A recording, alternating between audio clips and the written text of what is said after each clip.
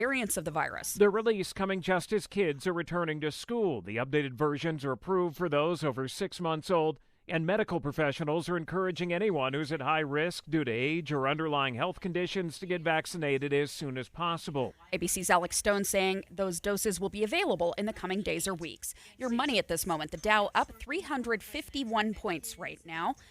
And coming up, winds are really picking up. If you don't need to be on I-80 west of Salt Lake City, you want to steer clear. KSL traffic is next. KSL News Time, 101. We hope you have the right app on your phone for news. You probably have dozens. But the KSL News Radio app, well, it makes our live stream super easy. Plus, our talk shows are right there as podcast for your workday. That's the app for KSL News Radio. A gain scent bead story. Jim was at the laundromat when he heard his ear said Maraca, senor, but his nose said, hey, freshest scent ever. Following his nose, Jim found a man pouring a bottle of Gain scent beads into the washer. The scent, the freshness. Jim blurted, sir, your scent Maraca smell amazing. Actually, Jim, most noses call them Gain scent beads. Try Gain scent beads, way fresher than detergent alone. Why choose a Sleep Number smart bed? Can I make my side softer? Can I make my side firmer whenever I want? Can we sleep cooler? Sleep Number does that. Cools up to 8 times faster and lets you choose your ideal comfort on either side. 94% of Sleep Number smart sleepers report better sleep. J.D. Power ranks Sleep Number #1 in customer satisfaction with mattresses purchased in-store. And now, during our biggest sale of the year, save 50% on the Sleep Number Limited Edition smart bed. Limited time. For J.D. Power 2023 award information, visit jdpower.com/awards. To find a store near you, visit sleepnumber.com. I'm Matthew. I'm a senior at Mount Heights Academy. It's an online school that doesn't require me to work in the hours I'm least productive. In the morning, I'm super tired. I just don't feel like I'm on my game. Mount Heights Academy works better for my schedule because I'm more of a night person, so the majority of my school is done at night. Having that control makes me feel more confident about myself overall. It's really empowering to me. Mountain Heights Academy is an online public school for grades 7 through 12. Visit our website to learn how it can work for you. Hi everyone, it's Congressman Blake Moore here, representing Utah's priorities in Congress and providing top-notch constituent services at the heart of everything Team Moore does. We've had great success helping Utahns with expedited passports, visa processing, veterans benefits, immigration petitions, retirement issues, tax returns, and much more. If you need help navigating a federal agency, including the IRS, Social Security, the VA, Immigration Services, or Medicare, please give my office a call at 801-625-0107. That's 801-625-0107. We're also happy to help coordinate U.S. Capitol tours, take your comments, and provide legislative updates anytime. I also want to invite you to sign up for my weekly e-newsletter. We are soon entering what is called the political blackout period leading up to the election, meaning my office cannot reach out with updates and announcements unless you are subscribed to our communications. So sign up today at blakemore.house.gov. It's our honor to serve you and your family in Congress. Thank you. Paid for by official funds authorized by the House of Representatives. More breaking news. We're still monitoring the speech from Robert F. Kennedy Jr. in Phoenix. He is ending his campaign, but only in the 10 states that he says he would provide where he would serve as a spoiler if he stayed on the ballot. So not exactly completely ending his campaign, but removing himself from the ballot in states where the race would shift things out of favor and towards him. Traffic and weather together, brought to you by Sinclair's DinoPay app. Save up to 20 cents per gallon. Ricky Meese, it looks terrible on I-80 right now. It does. We have some wind coming in, and it's going to move east into the Salt Lake County area, and some of that wind is kicking up some dust along I-80. This is anywhere but by the Great Salt Lake to Lake Point, particularly in that stretch. Even at the point of the mountain in Salt Lake County, we've had rain come through and slowed speeds just a bit. We have one accident to report. This is in Ogden. Northbound and westbound closed at Washington Boulevard and about 2550 north. The UA CPA supports certified public accountants in Utah through ongoing professional education and leadership development. Find a CPA that works for you, uacpa.org. Ricky Meese in the KSL Traffic Center. Winds picking up this afternoon, a chance for a thunderstorm, and we're already seeing some of that. Highs around 90 degrees tomorrow. It looks like we'll still be windy, but sunny with a high of 88. Right now, mostly cloudy, some gusty winds out there, 86 degrees. I'm Becky Bruce from the KSL Common Spirit Health Studios. Listen online at kslnewsradio.com. We're Utah's news, traffic, and weather station. Inside Sources. Inside Sources. America's voice of reason. Boyd Matheson on Utah's home for elevated conversation. Inside Sources on KSL News Radio. Welcome to Inside Sources. I am your guest host today, co-host Rusty Cannon. I'm here with Leah Murray. We get to do this again. Seems like we've done this once or twice. It is always so much fun with you, Rusty. Thank you. But I do feel bad for listeners who were coming in, tuning in because they wanted to listen to Boyd Matheson. I know, they're going to have to settle for less. They'll be a little disappointed, but I am also a listener who loves Boyd, so we hope he's having a great Friday, and you will get him back again next week. Yes, he'll be back soon. A lot to talk about today. In fact, we're monitoring the news right now as RFK Jr. is suspending his campaign. We're going to talk about that in a later segment, so stay tuned. One headline is saying that he is endorsing former President Trump, so we'll confirm that and get more details. But first, in this segment, Leah, we wanted to talk about, now that the convention is over at the DNC, a lot of the conversations are going to shift to policy and what, kind of the meat on the bones, right, of each of the candidates, right? That's likely where the conversation starts to go. Yeah, and I want to pause you real quick because I think the last time we had this conversation together, you said something like, that's where it needs to be for Republicans to do really well, right? Like, you feel like the Republican answer on policy is the best answer and that Americans will hear that. Yeah. And so what you were hoping at that point was, let's be discussing the tax plan rather than anything else. And you still feeling that's true after seeing both conventions? I think so. There's a very compressed timeline and very short order. We'll be printing ballots here in Utah and sending them out to, overseas, those kinds of things. And early voting in some other states starts, I believe, in September, pretty early. And so there's a very short time frame. And it'd just be nice to have a conversation about policy instead of personality. Yeah. And all that. And so one thing that surprised me in recent days, it came to light that the Harris campaign is endorsing President Biden's budget proposal.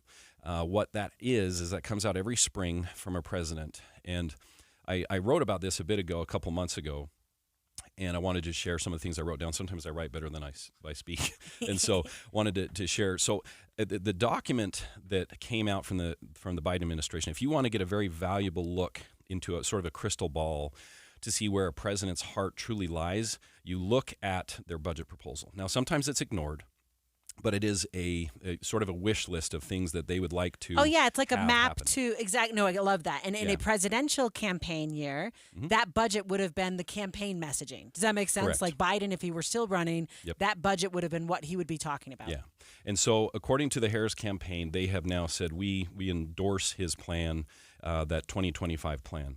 So here, and this is sort of what they would like the world to be if there weren't those pesky things in the way, like the House Representatives and the Senate and checks and balances. Right. And so the budget proposal that Biden put together had a ton of tax hikes in it, right?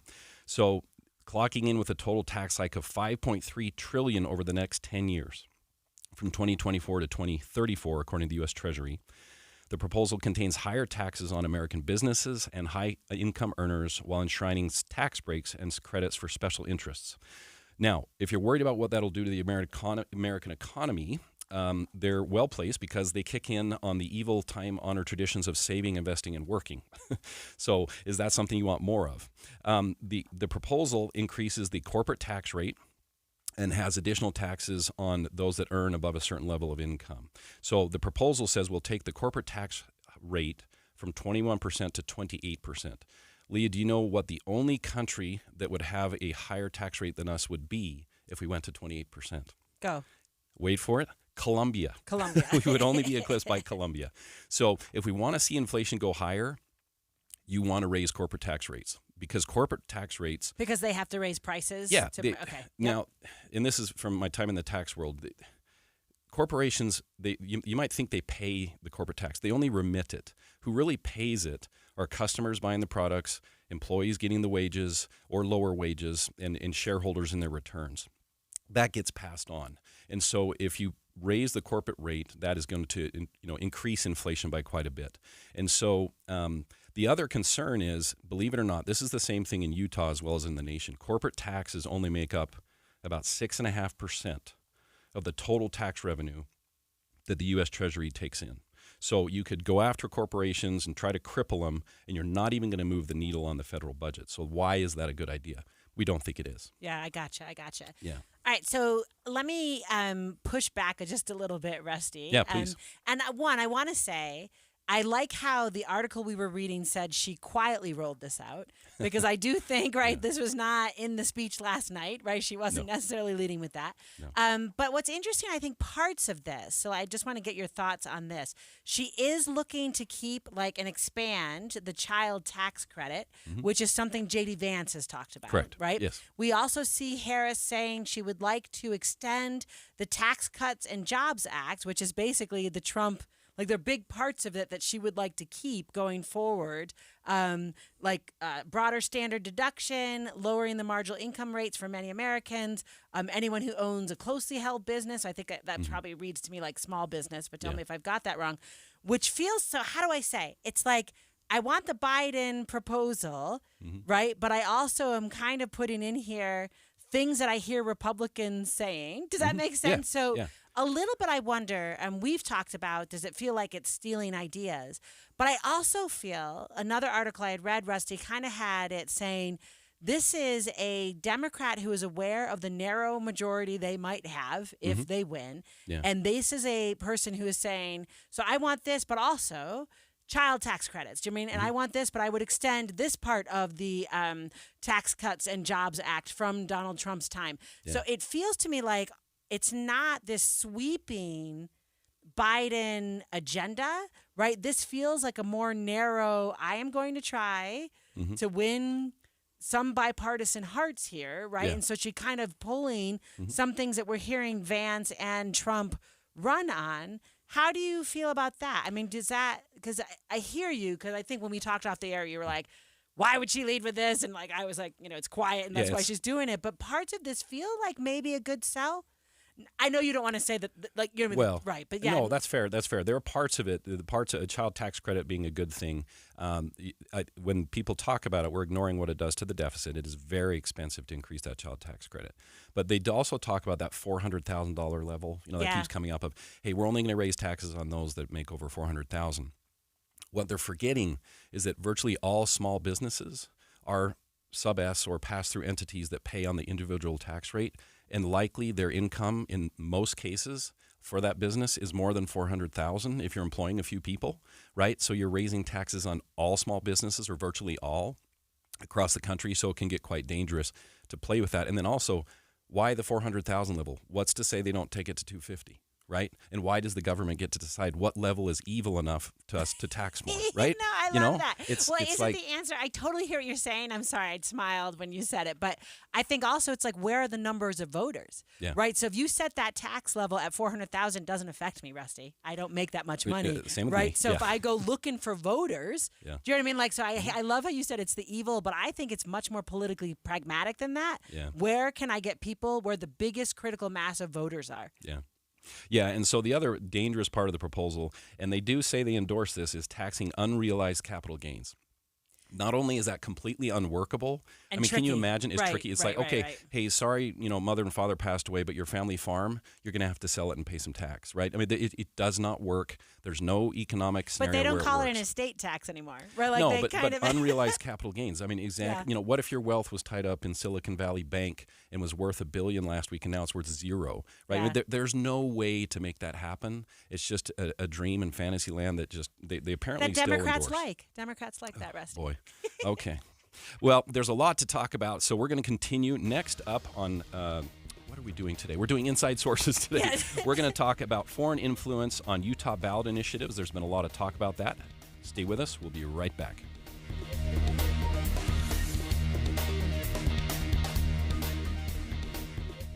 Finally, kids are out of the way again. And fall isn't far away. Just as you have for all of life's changes, big and small, rely on the voices you trust to document them. Tim and Amanda, Dave and Debbie, Boyd Matheson, and Jeff Kaplan. We have you covered at KSL News Radio. Need a ride? Call Utah Transit Authority's referral line.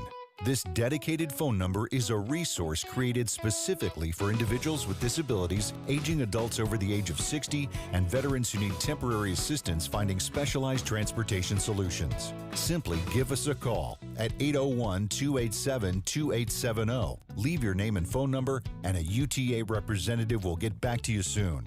If you're facing ongoing day-to-day transportation challenges, the UTA referral line is here to help.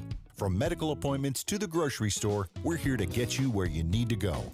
Please call 801-287-2870. This dedicated phone number is a resource created specifically for individuals with disabilities, aging adults over the age of 60, and veterans who need temporary assistance finding specialized transportation solutions. 801-287-2870. That's 801-287-2870. My wife and I always loved doing everything together. Jiu-jitsu, kayaking, and intimacy was always on point. It was around my early 30s when I noticed a downward trend. Watching a lot of TV, putting on weight, and just full of self-doubt. I had tried another men's clinic with disappointing results. It's the personalized treatment I receive at Revive Men's Health that has been the complete game changer for me. I've got my energy and motivation back, I'm feeling stronger than I did in my 20s, and it made me a much better husband to my wife. I'm Eric Ramos, healthcare provider at Revive Men's Health. If you are always feeling tired or moody, have a difficult time sleeping, or decreased libido, you may be suffering from low testosterone. Book your free T-check and exam at Revive Men's Health, Salt Lake City. Call 801-263-7777. That's 801-263-7777. Or visit ReviveMen'sHealth.com. Did you know your skin is the largest organ of your body? Huh? That's why you should shower with Old Spice Super Hydration Body Wash instead of plain old bar soap. Love your skin by super hydrating it with vitamin B3 and glorious notes of vanilla and shea. Did you know that my super hydrated skin is the second largest organ of my body? The first is my heart. Old Spice. Men have skin too. Old Spice Super Hydration Body Wash. 24/7 renewing moisture. With daily use. Why choose a Sleep Number smart bed? Can I make my side softer? Can I make my side firmer whenever I want? Can we sleep cooler? Sleep Number does that. Cools up to 8 times faster and lets you choose your ideal comfort on either side. 94% of Sleep Number smart sleepers report better sleep. JD Power ranks Sleep Number #1 in customer satisfaction with mattresses purchased in-store. And now, during our biggest sale of the year, save 50% on the Sleep Number Limited Edition smart bed. Limited time. For JD Power 2023 award information, visit jdpower.com/awards. To find a store near you, visit sleepnumber.com. Trail mix, beef jerky, mixing all the soda flavors at the gas station soda machine. Snacks are better on the road. The gas is better when it's top tier. And the pit stop is better when there's a dinosaur there. Love the filler moments at a Sinclair gas station near you with DinoCare, our top tier gasoline. Some sweet and salty snacks for the commute, and a big green dino for the memories. Find a gas station near you at SinclairOil.com. Sinclair, fill up your life. Attention homeowners considering roof replacement in 2024. Light up your home this August with Master Roofing. Schedule your roof replacement by September 10th and receive a free V-Lux sun tunnel valued at $1,200. Perfect for brightening your bathrooms and hallways. Don't miss out. Visit masterroofingutah.com to schedule your free assessment and claim your free V-Lux sun tunnel. Call 801-383-0072 or visit masterroofingutah.com today. Light up your home with Master Roofing. Any Hour Services free furnace sale is going on right now. If you haven't scheduled your free estimate yet, what are you waiting for? Call Any Hour Services today or schedule online at anyhourservices.com. Hear elevated conversation on crucial issues. Boyd Matheson on Inside Sources. And welcome back to Inside Sources. Today you have subbing in Rusty Cannon and myself, Leah Murray, and hopefully we will be not as good ever. Oh, you as can Boyd never measure up Matheson, to Boyd. Yes. But we're going to try. We're going to try. We're going to try. So, Rusty, we have been talking off the air, and let's make sure everyone knows we are aware there's a developing story with RFK Jr. dropping out of swing states, so not suspending his campaign. In all states. In all states, just 10 states he thinks where it might really matter because they're the battleground states. And he's endorsing Trump. But here's the deal. This is developing right now. So we'll be back with this at the top of the second hour. So we'll have some sound and we actually know what we're talking about when we react to it. We do know he's legally removing his name from the ballot in those states. Right. Like, he won't even appear on the ballot. That's right. But we'll get into it. We'll dig when we know. Yeah. All right. So let's have a conversation about ballots, if that's all right, Rusty, Yes. which is the Utah legislature went into session this week. And I feel like everyone probably knows what happened, but let's dive into it fast. And then I want to ask you maybe a snarky question. Sure. So you just answer my snark with the reasonable way that you always do when I am teasing. Okay. So here's the thing. The GOP-led legislature proposed a constitutional amendment, called themselves into session to propose a constitutional amendment on Wednesday, special session, to prohibit foreign actors from influencing ballot measures in the state of Utah.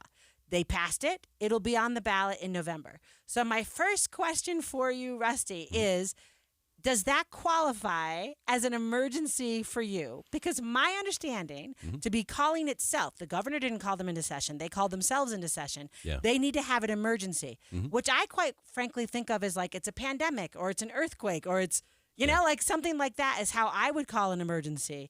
So can you explain to me, and maybe you don't agree, but can you tell me why we think the possibility of a foreign entity spending money on a ballot initiative qualifies as an emergency for our state legislature? So I don't believe that was the reason for calling it an emergency. My understanding is the reason that you need to do it now is to get on the ballot for this November. You need to hurry, right? And that's why they did it as quickly as they do. In fact, they're writing it very quickly, and they'll get it done so that it's ready for when ballots print.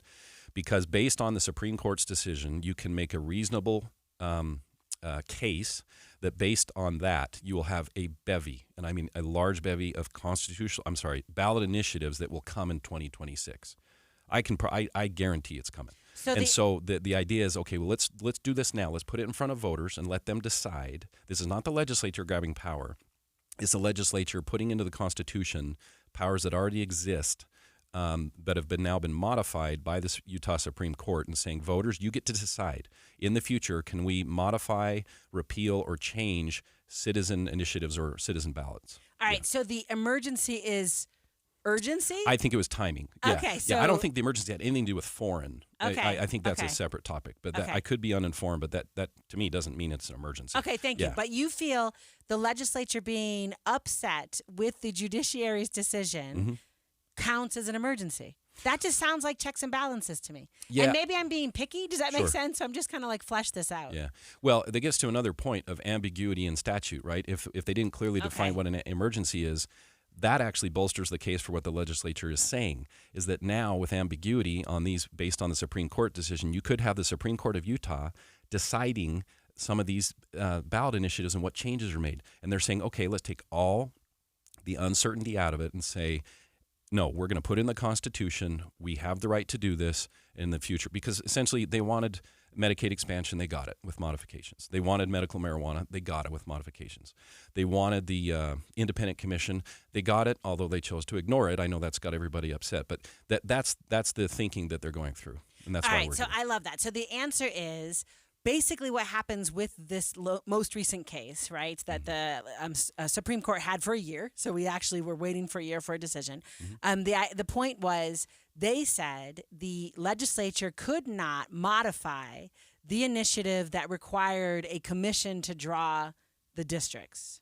Yes, if it has to do, what they're saying is if the ballot initiative, the issue is on the function of government, I think was the term, that then you can't mess with it. Right. So they were kind of reading into constitutional statute from 130 years ago how to do this. So a little bit, the urgency is that upends the way we think about it. That's not the way we've done it. So a little bit, let's just write it in. Yeah. But then why then, Rusty, is like the top of the language about these foreign entities? So that all sounds relatively reasonable to me. I'm reading this foreign individuals, entities, or governments may not directly or indirectly influence, support, or oppose an initiative or a referendum.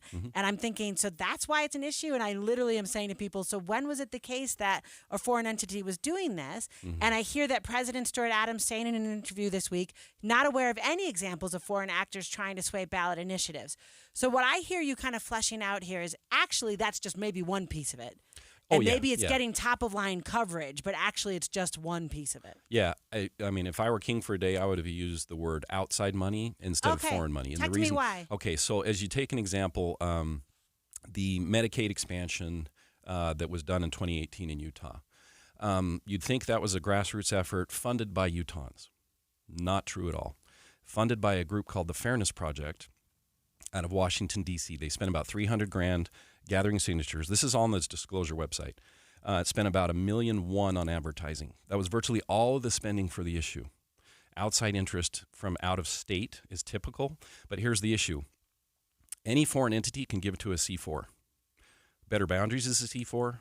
Utah Taxpayers Association is a C4. I mean, there's all kinds of. I don't want to pick anyone out. Gotcha. They're all C4s, and I will guard zealously their right to take in money and not disclose their donors, because that gets back to a Supreme Court decision in the 1950s, where Alabama went after the NAACP, tried to get them to disclose, and thankfully, unanimous Supreme Court said nope. Everyone has a right to associate. You will not know who their donors are. So a foreign entity, as of now, can donate money to a C4. The C4 can then do what it does. Right, so it can run an initiative. Yeah, absolutely. Or advocate for an initiative. Absolutely. Right. So maybe there aren't cases where it has happened, but I think it is very reasonable to worry that it could happen in the future. So how, given what you just said, and I loved you pulled that case law out from the 1950s. I'm very impressed, Rusty Cannon, with that. But can you talk to me about how, if we cannot know who the donors are, how are we going to know to prevent them from donating money to our initiative? Does that make sense? So let's pick on the Taxpayers Association just because we'll be kind of, it's yours and you know them well. Used to be. Right? I'm not Used there to be anymore. yours, right? Yeah. But so if Taxpayers Association brings in money and you would zealously guard their prerogative to do so. Nobody's business. Yeah. Right. How would we know if you didn't take money from a foreign entity? Yeah, like the UK I have no or idea. something. Yeah, okay. Yeah, I'm not, that you'd have to figure that. That's for them to figure out. I gotcha. But you make a very fair point. But as it stands now, that can happen. Now, maybe it's a little bit, on the fringe here of thinking that could happen. But if an out-of-state entity has done this in the past, and then another example that we used in a recent hearing up on the Hill last time when we were working on another bill, a big proposition in Arizona. I think it was over $20 million that was spent by a group out of Oregon on a tax issue in Arizona. Now, what in the world would an Oregon organization have to do with an Arizona tax bill? But that's the point we're getting to, right? Yeah. It's just they can come from outside, and it can potentially be foreign. That's not the word I would use. So can you tell me why? And I love how you're like, if you were king of a day. And here we are. Let me just nominate you as king of the day. But Rusty, why didn't they say outside sources? Do you have any idea why? I don't. Because that sounds super reasonable, and I don't understand why they didn't just do that. I don't know. I think maybe just the narrative around the country and worries about influence. There has been a lot of debate in Utah about Chinese influence, and that's been out in the open, right? About them buying land in Utah and those kinds of things. And you have some people that passionately believe that there are outside influences doing this stuff. And so you can't just discount that, Yeah. No, and I think I would just kind of add, like, my hot take a little bit is I feel a lot of our politics has become very nationalized, right? So they're like, and maybe it's social media or maybe it's just the way that funding happens in politics or the way that rhetoric rolls. But the answer is a lot of time it feels like stuff that's happening in other places seems to bleed into conversations you're having in a local community. And a little bit, Rusty, that's not how this was supposed to go, right? Federalism means pluralism, which means 50 different states with 50 different sets of policies. I always refer to that as like the laboratory of democracy, right? You have all these different policies origins. Does that make sense? You get all sorts of good ideas. So I'm with you on kind of being thoughtful about those outside interests. All right, so we're chatting politics. You and I chat politics all the time. Let's come back. Too much, right? Yeah, but maybe never. But maybe in a workplace, maybe not so much, right? So we'll come back after the break having a conversation about whether talking about politics in the workplace becomes a balancing act that is just too much. Stay with us.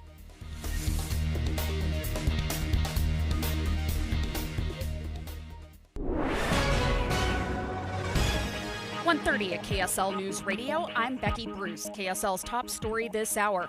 Independent candidate for President Robert F. Kennedy Jr. is suspending his campaign but staying on the ballot in most states. He spoke this afternoon from Phoenix to thank all of the volunteers who helped him get on the ballot.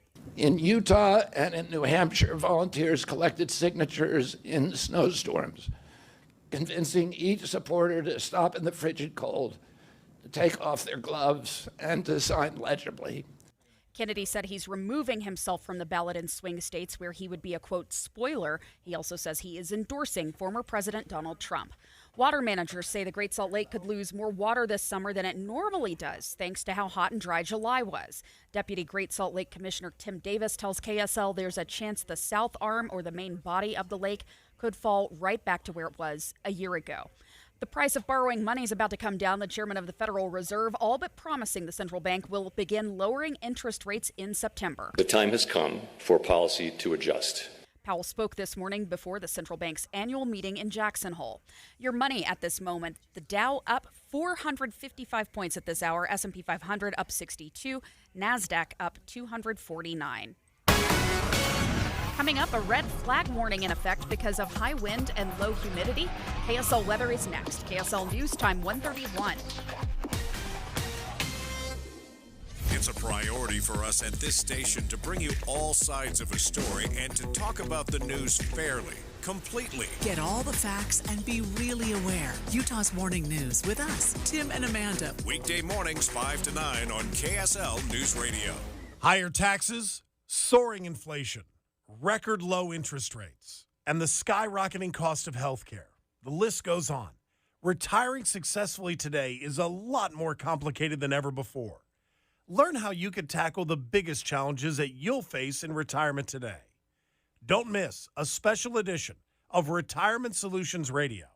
It's this Saturday afternoon at 3 o'clock, right here on KSL News Radio 1027. Don't let spring allergies make you miserable. Try the quick, drug-free solution trusted by over 4 million people. Navage. Only Navage uses suction to flush out your sinuses using refreshing saline, helping you breathe easier, sleep better, and feel healthier. And here's even better news. Navage is now available at your local Sam's Club in a great new value pack. It's everything you need to start breathing better fast. Check out Navage at your local Sam's Club today. Navage. Navage. Breathe easy. As fall approaches, you have a lot to prepare for. Back to school, sporting events, family gatherings, and staying on top of your health. The virus that causes COVID-19 continues to evolve. So this fall, no matter what you're prepping for, you can prioritize your family's health and make a game plan for COVID-19 vaccination. Ask your doctor or pharmacist to learn more. Sponsored by Pfizer. Nearly 70% of Utah's land is controlled by the federal government, severely limiting Utah's ability to actively manage and protect our natural resources. Our families, businesses, and communities know there's a better way. Utahns have been good stewards of our public lands for generations. That's why we're asking each and every Utahn to get informed, speak up, and learn more at standforourland.utah.gov. Discover the best of senior living at Trio Orem and Trio South Ogden. Today's older adults aren't wrapping up their life's journey, they're seeking a new one. And Trio Independent Living is here to help them do just that. With a smart, modern, and connected lifestyle, residents cultivate relationships and maximize independence through signature programs like Prime Fit Wellness that bring living well and well-being to life. Welcome to the new age of senior living. Schedule your visit at leisurecare.com/Utah today. Traffic and weather together brought to you by Sinclair's DinoPay app. Save up to 20 cents per gallon. Ricky Meese, is it looking any better out there? In some spots, but in other spots, we still have a caution for high winds along I-80 between Wendover and Grantsville. And these could be up to and sometimes over 55 miles an hour. So high-profile vehicles, you're going to need to use some caution. We have a crash in Utah County eastbound Pioneer Crossing at the I-15 junction. It's blocking right lanes of travel. Plan to visit the 12th Annual Utah Renaissance Fair, August 23rd and 24th at the Young Living Farms in Mona, Utah. Visit utahrenfair.org for tickets and details. Ricky Meese in the KSL Traffic Center. All this wind means you're probably not surprised. We do have a good chance for a thunderstorm or two this afternoon, the high around 90 degrees. Tomorrow we'll still have the wind, but it should be sunny with a high of 88. Right now, partly cloudy, and 85 degrees. I'm Becky Bruce from the KSL Common Spirit Health Studios. Listen online at kslnewsradio.com. We're Utah's news, traffic, and weather station. Inside Sources. Inside Sources. America's voice of reason. Boyd Matheson on Utah's home for elevated conversation. Inside Sources on KSL News Radio. Welcome back to Inside Sources. I hope we're also voices of reason, but I'm Rusty Cannon, and here with me, Leah Murray, and we are going to continue to talk about politics on this segment. You know as well as I do, Leah, talking about politics in the workplace can be a lot like walking on eggshells. No, exactly. I mean, the fun thing I will tell you as a political science professor, part of my job is actually to talk about politics. But even there, the rub often is like I'm teaching content, not issues, right? So I'm always like saying to students, you can try to derail the conversation about that, but the purpose of this lecture is to learn, right? Like how a bill becomes a law, and I don't, right? So, and part of me doing that is to keep us on target, but also part of me is like, because I don't need my classroom to explode, right, into some kind of political fight. Yeah, exactly. So we have on the line with us Taylor Telford. She's a business reporter with the Washington Post. She wrote an article about speaking about politics at work. Taylor, thanks for joining us today. Thanks so much for having me. So this is an exciting topic to talk about because I think we all face this, you know, up and down, no matter where you are in the political spectrum, this is an issue. So tell us about your article. Sure. So the article is drawing on some new data from Gallup, and the data was collected back in February, which is kind of interesting because obviously now we are a lot closer to the election than we were back then. So this has only become kind of more front of mind. But essentially what they were looking at is kind of how and when and among whom political discussions happen in the workplace. And as you were alluding to, you know, that's something that's always complicated. But what they were essentially finding is that even as of February, roughly half of American workers had said that they had discussed politics at work. And a little less than that had said that they had overheard a political discussion at work. And the report's authors noted that, you know, it's probably only had an uptick since then. But they also took a look at, you know, who has these conversations the most. And what they found is that generally, younger people are a little more versed to discussing this stuff than older generations are in the workplace. And men are a lot more likely to have these discussions at work than women. And that also kind of broke down across different occupations. So occupations that were more male-dominated, like construction, for example, saw higher levels of these discussions kind of taking place at work than in, say, healthcare, which is more female-dominated. Yeah, no, and I thought it was interesting, especially the beat you just said about younger workers. So one, they're more uncomfortable if they're talking about political things, but then they also report they grow closer to a coworker because of political views.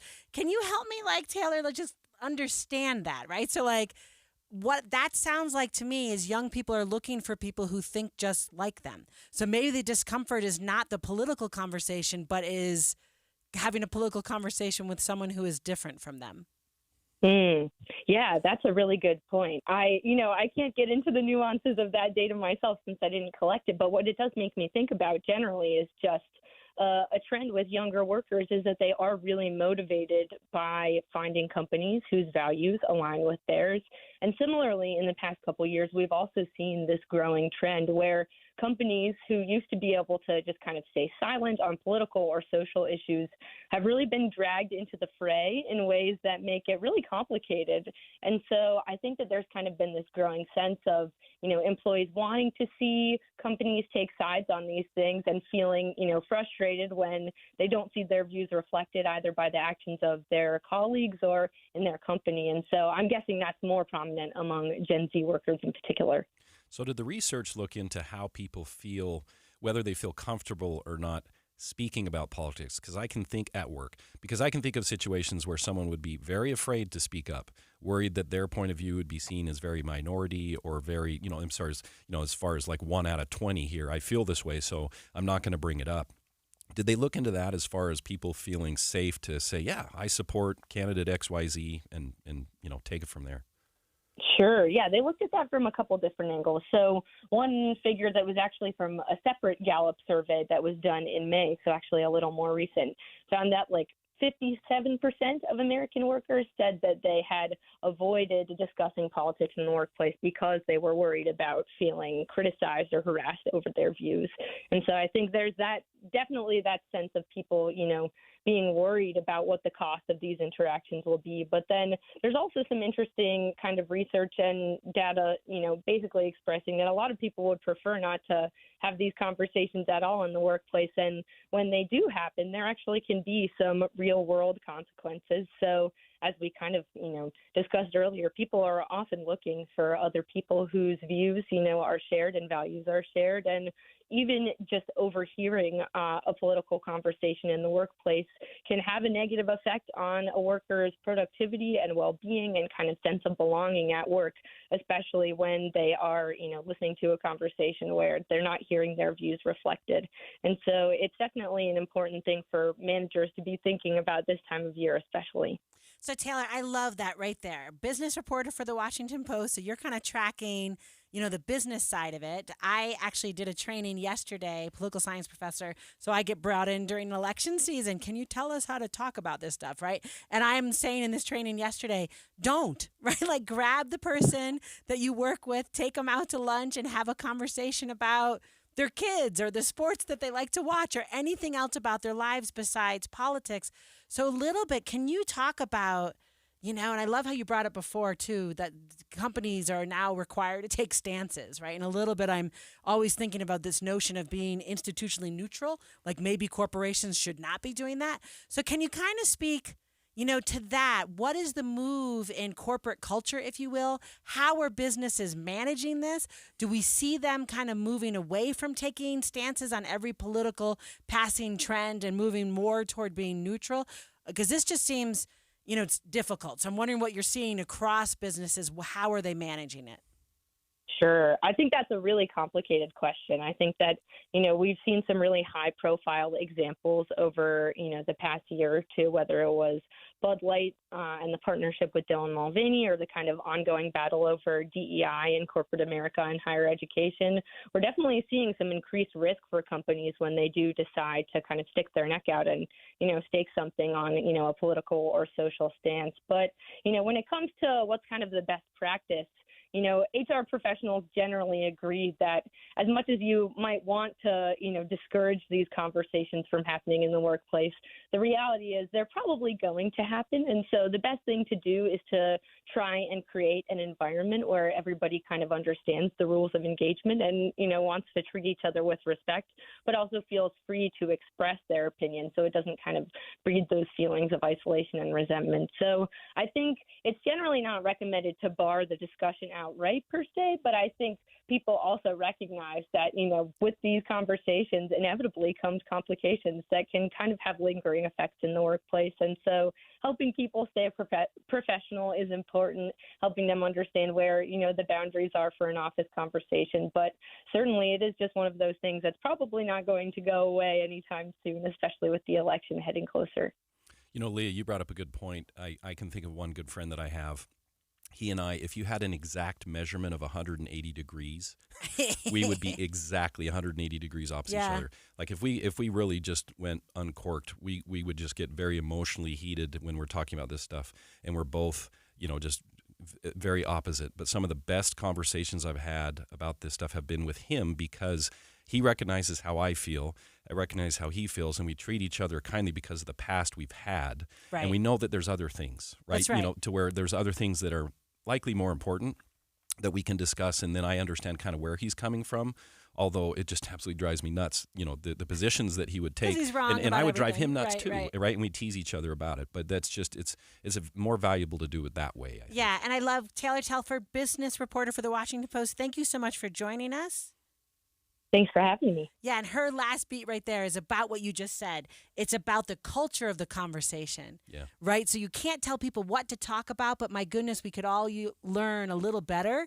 Do you know what I'm saying? Like how to build the relationship so the conversation works better. Yeah, all right. Stay with us, folks. We are going to next talk more about policy. I'm so excited. My voice is cracking because I'm so excited. Talk about policy instead of personalities with the presidential election. We'll be right back.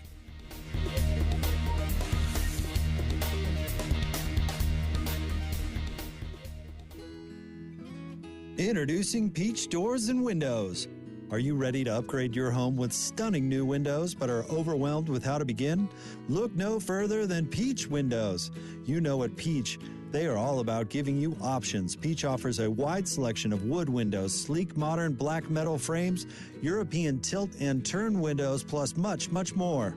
It's not just about looks, it's about durability and security to protect what matters most. Let them help you find the perfect match for your home, budget, and personal style. Visit their showroom and see for yourself. No pushy sales tactics, only guidance from their experienced staff.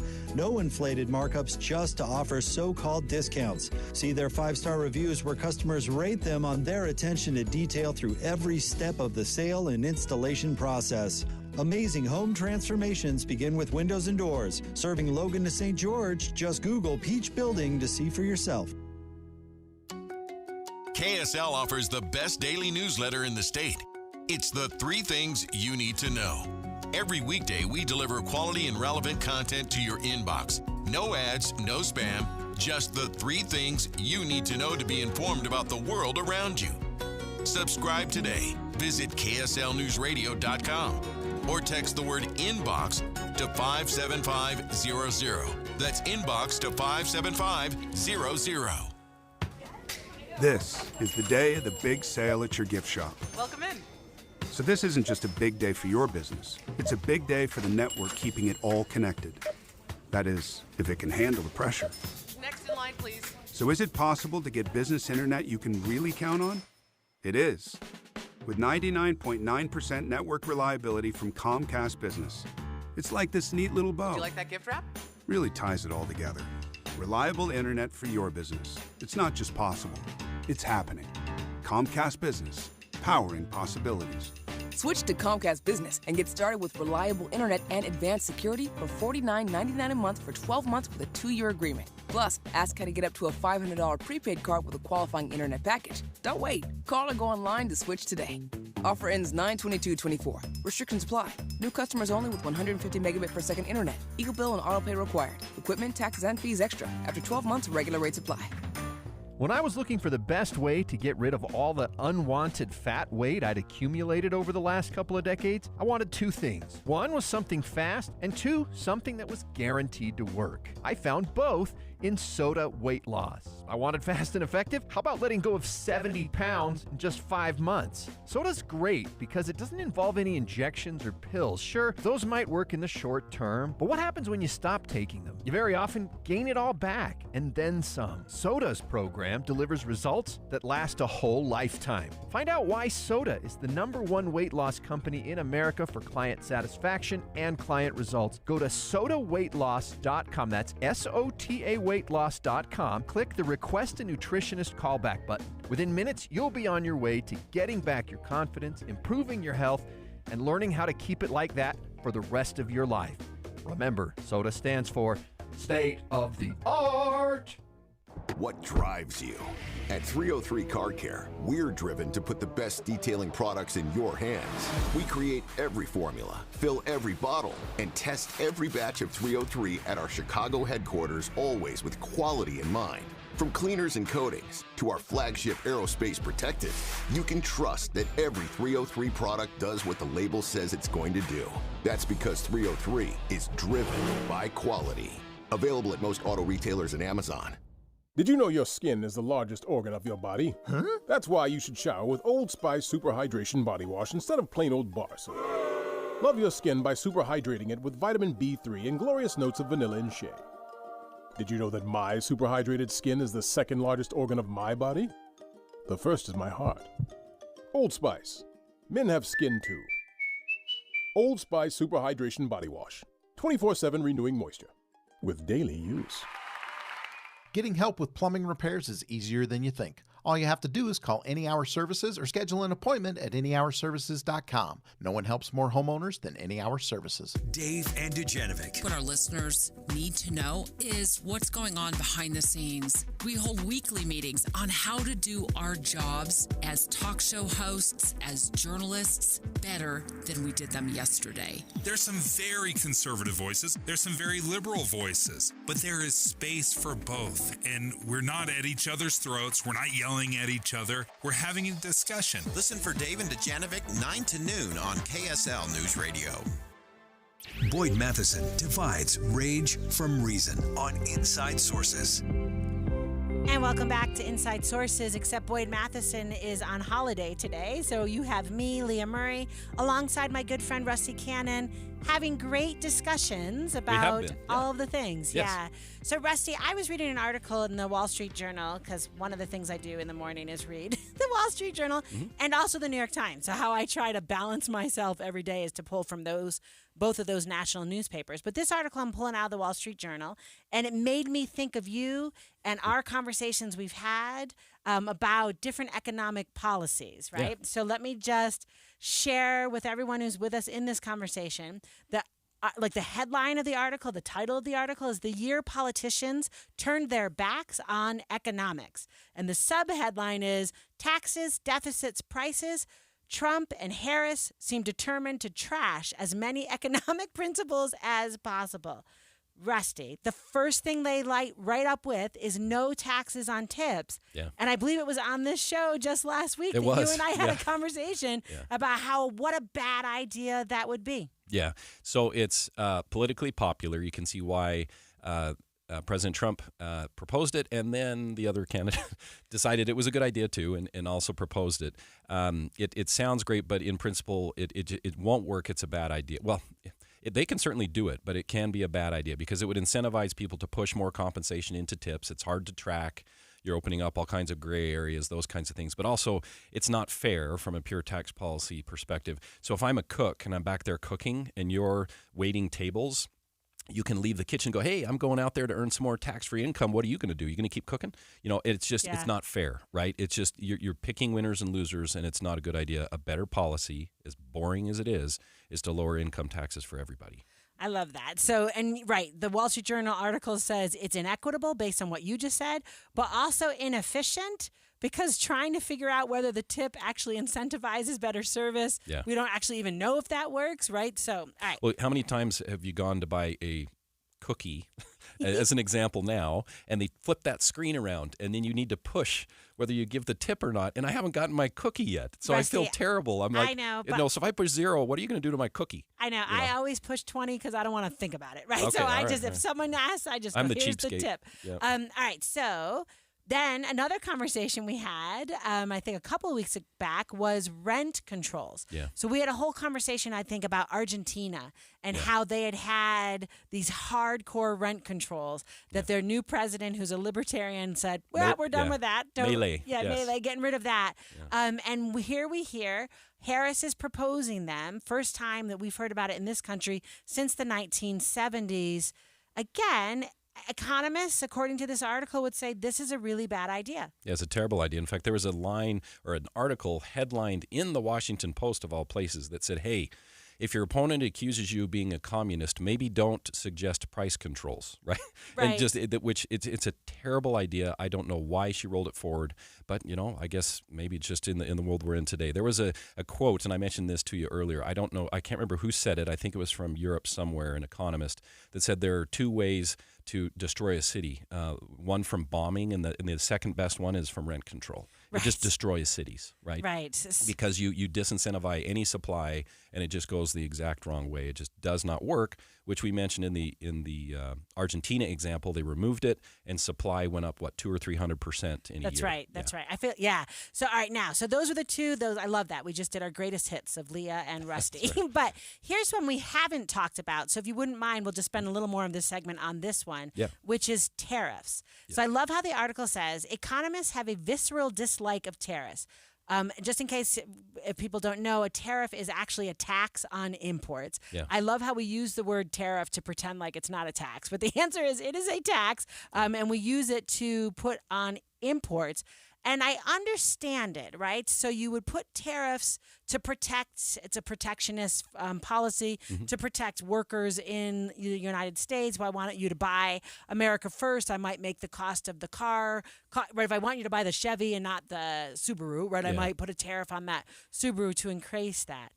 So we've got former President Trump, candidate Trump now, proposing a 10% or maybe even a 20% baseline tariff on every country and product. I love this. I don't love this. Like, Yeah, to a you need to little bit. rephrase Let me that, yeah. rephrase that. So the answer is, I am a capitalist. I might not be full-bore capitalist the way that you and I have teased each other, Rusty, that you might be. But I think one of the best things about capitalism is checks and balances, innovation, getting money moving around, and the markets kind of adapting on a price and supply and demand, like the prices are adapting to that. When we add a 20% baseline tariff on every country, we're not even talking about being strategic, right? Like, so we're looking at, let's pick countries that we're having a problem with. On every country, I'm with the Wall Street Journal when they say that serves no obvious purpose, and I think it's really bad. But we haven't talked about it yet. What do you think? So tariffs are a complicated subject, but basically, I would agree that they're generally not a good idea. But here's the flip side, is that weaponization of trade. And we're going to talk about that in another segment. That China, they're doing that exactly now, and we'll get into detail then, where flooding of markets, and you've got to have some way to counteract that. And sometimes it has worked. But the problem is it often doesn't work and just drives up prices for all of us. And so there's sort of two sides to this coin. But the one thing that I wanted to point out as well, I have to put my partisan hat on for a second, is that Biden continued most of Trump's tariffs. They're still there. Yeah, it's still a problem. Yeah, and she was his vice president, and so she was there as well. So there's both administrations have continued this policy. Now, whether they're a good idea or not, I don't think they are. And we've even had some of our own Utah delegation have pushed back when he was in office, when Trump was in office, saying, "Hey, these tariffs are not a good idea." It just generally doesn't work. It's not a good idea. I think anything that slows capitalism down is generally erring on the side of not a great idea, and we need to be really, really thoughtful about it when we do it. Yeah. Another piece that they've got in this article is the tax giveaway. I love the way they call it the tax giveaway arms race. Yeah. So, Rusty, we've got Harris proposing a $6,000 tax credit for parents of a newborn child. J.D. Vance is pitching a $5,000 credit for every child, no matter how wealthy the parents are. Harris promising $25,000 tax credit for first-time home buyers. And actually, we have talked about this one together. Yeah. Trump ending income taxes on Social Security benefits. Yeah. I love how they refer to that as the tax giveaway arms race. Like, they are trying to double down on who's going to do this. Where's the problem here with this? So the problem is you are thereby gutting the programs that you want to pay for in the future, all these other promises that you make. So the beauty of Utah and the legislature here is that they have to balance. So they go up and they propose a tax cut. Well, what do they have to do? They have to trim spending and balance the budget. What does the federal government do? We'll just give you the tax cut and we just keep on spending, and our deficit goes up and up and up. Now, both candidates and their proposals would continue to drive that deficit higher in the absence of congressional spending slowing down. Right. And that's a whole other conversation. I don't think that's, I can't think of a scenario where that stops anytime soon until 2034 when we just go off the cliff with Social Security and Medicare. But even you mentioned the Social Security proposal of no taxes on there. That would actually bring that 2034 timeline sooner. So like maybe by 2028, Social Security goes insolvent, right? You can't have it both ways. But the problem with Washington politics right now is that there is no incentive, zero incentive to take your foot off the gas pedal on spending. And until there's some reason for them to take their foot off the gas pedal, I'm afraid they're not going to do it. Yeah, Rusty, there's no good reason for them to be listening to economists. No, because there's no consequence. Right, and the answer is they should be. Does that make sense? Like I was saying to you off the air, back to the days of the Economic Security Council, right, where we used to have a group of top economists advising presidents, right, like a little bit. Part of our $34 trillion debt problem is our candidates are not paying attention to any of these economic forces. All right, next hour, Rusty, let's start right off the gate with the cool story that happened today, which is RFK ending his run for president. Kind of-ish. We'll get into it after the break.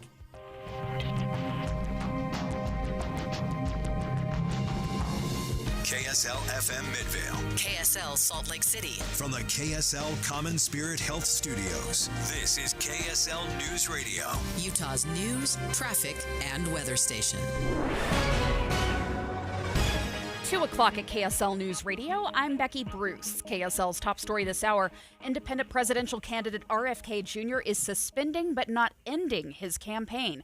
He says he's removing himself from the ballot in swing states where he could be a spoiler. Spent time today to thank the volunteers who helped him get on the ballot. To finance this effort, young Americans donated their lunch money, and senior citizens gave up part of their Social Security checks. Kennedy says he's now endorsing former President Donald Trump. You'll hear more coming up on Inside Sources. Strong wind gusts are causing problems for drivers on I-80 in the West Desert and on I-15 between Fillmore and Beaver. The winds have been picking up ahead of some possible strong thunderstorms this afternoon. Drivers of high-profile vehicles, including trucks, are being urged to use caution. Fed Chair Jerome Powell saying the time has come for the central bank to change its policy when it comes to interest rates. Here's ABC News business reporter Alexis Christoforous. Fed Chair Powell using strongest language yet that the Fed is ready. He believes the time is right to start cutting interest rates. We just don't know when exactly and by how much. I mean, most are expecting the Fed to cut these rates at their September 18th meeting, but we do have 2 more meetings this year in November and December. Question becomes, do they go with the more conservative quarter-point cut, or do they get more aggressive with a half-point cut? The announcement comes after a years-long effort to fight inflation with elevated interest rates. Your money at this moment, the markets seem to like it. The Dow up 462 points at this hour. Coming up, super strong wind gusts and a chance for a storm. KSL weather is next. KSL News Time 2:01. Here's a way to get breaking news updates anywhere you go. At the store or in a work meeting, you can get breaking news on your phone. You can quickly read it, swipe, or click for more. It's super discreet, super fast. That's the app for KSL News Radio. This is Derek Overstreet of the New Millennium Group and host of Stop Working and Start Living Radio. If you're close to or in retirement and you don't have a tax plan, call us right now, 888-999-6370. That's 888-999-6370. Listen, our country's been spending like never before, and the tax bill is coming soon. If you need an income tax strategy and a financial plan that will get you through the rest of your life, give my team a call, 888-999-6370. That's 888-999-6370. If you want an investment plan that allows you to keep more of your gains and pay less taxes, give us a call, 888-999-6370. My team specializes in the type of plan that will get you retired 3 to 5 years sooner than you thought possible. So, get a no-cost tax analysis by calling 888-999-6370. That's 888-999-6370. My team is standing by now. Trail mix, beef jerky, mixing all the soda flavors at the gas station soda machine. Snacks are better on the road. The gas is better when it's top tier. And the pit stop is better when there's a dinosaur there. Love the filler moments at a Sinclair gas station near you with DinoCare, our top-tier gasoline. Some sweet and salty snacks for the commute, and a big green dino for the memories. Find a gas station near you at SinclairOil.com. Sinclair, fill up your life. Why choose a Sleep Number smart bed? Can I make my side softer? Can I make my side firmer whenever I want? Can we sleep cooler? Sleep Number does that. Cools up to 8 times faster and lets you choose your ideal comfort on either side. 94% of Sleep Number smart sleepers report better sleep. J.D. Power ranks Sleep Number #1 in customer satisfaction with mattresses purchased in-store. And now, during our biggest sale of the year, save 50% on the Sleep Number Limited Edition smart bed. Limited time. For J.D. Power 2023 award information, visit jdpower.com/awards. To find a store near you, visit sleepnumber.com. Okay, we've got an hour to clean both cars. Grab the buckets. Cool. I picked up some 303. Their aerospace protectant is awesome, so we're going to try some of their other stuff. Grab me that bottle of wash. Whoa, that smells amazing. Yeah, that citrus is nice. Okay, now hand me the hose. Hey! I don't see a bucket yet. 303 Car Care. Driven by quality. Available at most auto retailers and Amazon. Traffic and weather together brought to you by Sinclair's DinoPay app. Save up to 20 cents per gallon. Here's Ricky Neese. We have a crash with possible injuries. This is southbound I-15 prior to 106 South in Sandy. Looks like they are sticking out into the HOV lane, and that is backing traffic to Midvale. Also, some lane restrictions due to road work northbound on Legacy and North Salt Lake and Woods Cross. Ricky Neese in the KSL Traffic Center. It's been super windy all afternoon with that chance for thunderstorms. It's going to clear up overnight, though, with a low of 68. Tomorrow, windy but sunny and 88 degrees. Right now, you got partly cloudy, still windy conditions, 84 degrees. I'm Becky Bruce from the KSL Common Spirit Health Studios. Listen online at kslnewsradio.com. We're Utah's news, traffic, and weather station. Inside Sources. Inside Sources. America's voice of reason. Boyd Matheson on Utah's home for elevated conversation. Inside Sources on KSL News Radio. Welcome back to Inside Sources. I am not Boyd Matheson. I'm Rusty Cannon. I'm here with Leah Murray. In case you're joining us now for our second hour, Boyd is out today. And we are covering a lot of twists and turns this presidential cycle. I don't know if, Leah, if I remember a presidential election in my lifetime, at least, with this many twists and turns. And today there was another one. Now, this has been fun. Yeah, is that a word for that's it? That's a this good word. Fun. Yeah. Yes, yes. So one of the interesting subplots this election has had is the candidacy of Robert F. Kennedy Jr. So he originally ran as a Democrat, as we know, but he got shut out of the party process. So he changed his strategy, ran as an independent. He had as a running mate Silicon Valley attorney Nicole Shanahan. And that subplot is reaching its conclusion. About an hour or two ago, maybe an hour ago, he announced that he is suspending his campaign. Let's hear what he had to say today. In the name of saving democracy, the Democratic Party set itself to dismantling it. So that was some sharp words, and then he continued to explain what he was going to do. Oh, I want everyone to know that I am not terminating my campaign. I am simply suspending it. My name will remain on the ballot in most states. I encourage you to vote for me. In about 10 battleground states where my presence would be a spoiler, I'm going to remove my name, and I've already started that process and urge voters not to vote for me. It's with a sense of victory and not defeat that I'm suspending my campaign activities. So, Leah, before we get into the details of what he's going to do, he had one other shoe to drop, and that's what everybody was waiting to hear today. President Trump says that he will reopen negotiations with President Putin and end the war overnight as soon as he becomes president. This alone would justify my support for his campaign. So what did you think? Was that a surprise to you that he endorsed former President Trump? No, I don't know that I'm surprised, but Rusty, a little bit. I'm like, how do you endorse someone while at the same time in 40 states in the nation still be running against him? Mm-hmm. This feels, and I apologize to all of the people who are in this conversation with us that love RFK Jr., but you started this segment with it's a lot of twists and turns, and a little bit I feel like, what are you doing? So if you're ending the race because you're afraid you're going to serve as a spoiler to Trump and you want to endorse Trump, then you should end your campaign. Mm-hmm. You shouldn't be on the ballot in Utah. You should pull out and you should say, now I'm going to spend all of my campaign activity time working for this guy. Does that make sense? So if it is, my number one issue was Ukraine, and Trump is saying he's going to end the war overnight, and I believe him, then I should now run around the country talking about Trump. And basically what we get from RFK Jr. is, I'm mad at Democrats, and they were mean to me in the nominating cycle, and so I'm not suspending my campaign in the places that it doesn't really matter to them, but I'm going to suspend it where it hurts them. And a little bit it's like, so we're still doing gamesmanship. Do you know what I mean, Rusty? This doesn't feel like policy leadership. It doesn't feel like actually caring about the issue that you say is the thing that you care about. And a little bit I feel like, what do voters learn from this? Mm-hmm.